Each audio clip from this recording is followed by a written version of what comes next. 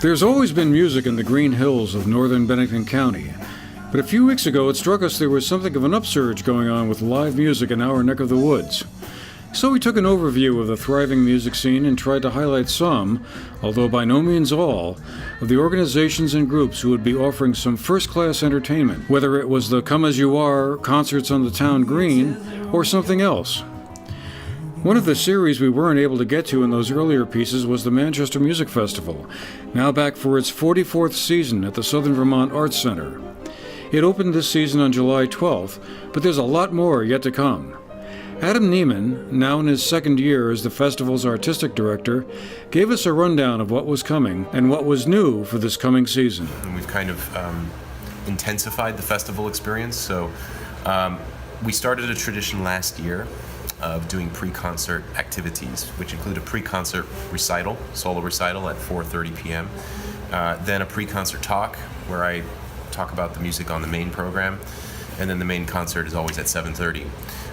And so for us, this is a big addition to the MMF experience for the audience because they can really spend the day with us and not only hear a great chamber music program, but through the pre-concert recitals, they can hear some of the artists in more solo guise.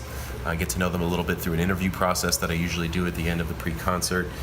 And then through my talks, I like to highlight socio-historical background of the pieces, so it's a way for them to further their understanding of the music they're about to hear.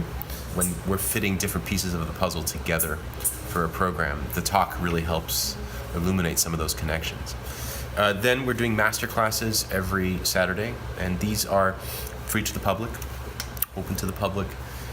We have our guest artists who are teaching in these master classes, are young artists in the Young Artist program, of which there are 17 this year, which is a more expanded program from years prior. And a master class is an opportunity for the general public to see inside the process of music making, how it is done, what the refinements are, how musicians think about preparing for performance. That's all part of what the masterclass experience entails.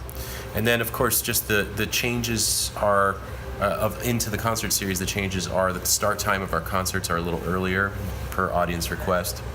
And we have a lot more technology surrounding the festival. And so all our concerts are recorded for radio. They're all video recorded for future broadcast and for Spotify and social media and everything, just to get us really into the 21st century. So MMF in every way is a brand, I think, that's rising. Neiman described the process that went into constructing a concert program. It's a really fun process for me, figuring out how to program.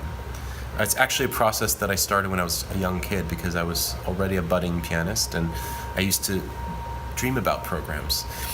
There are things that can tie a program together. Thematic elements, certainly. So if you have one work that was inspired by another work, that can make a very interesting connection point. Or nationalistic identity things. So if you have, say, Bohemian music surrounding it with more Czech music or other Eastern European countries that maybe highlight certain similarities and differences between the dance rhythms and the song style. But I also feel that programs benefit from contrast. So not just similarity, but in fact, contrast. So very often when I'm producing a program, I'm thinking about it the way a chef thinks about a dish. You can have a dish that's beautifully prepared, but if it's overdone, it can be tough. If it's underdone, it doesn't quite work. And if it's oversalted, it's not quite right. So the balance of spices and the crunchy and the soft and the salty and the sweet. And I view a music program that way. So the different emotional notes that a program hits, I really think about very carefully with the flow of the program. I want there to be deep emotion, whether it's joyous emotion or tragic emotion.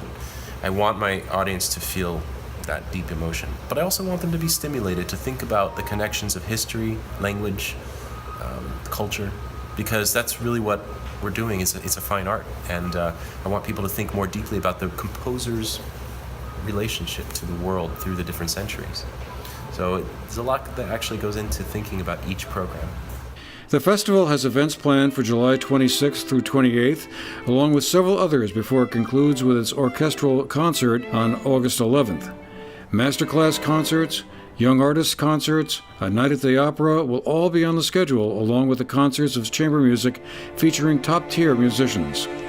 For more information about the concert schedule, visit mmfvt.org on the web.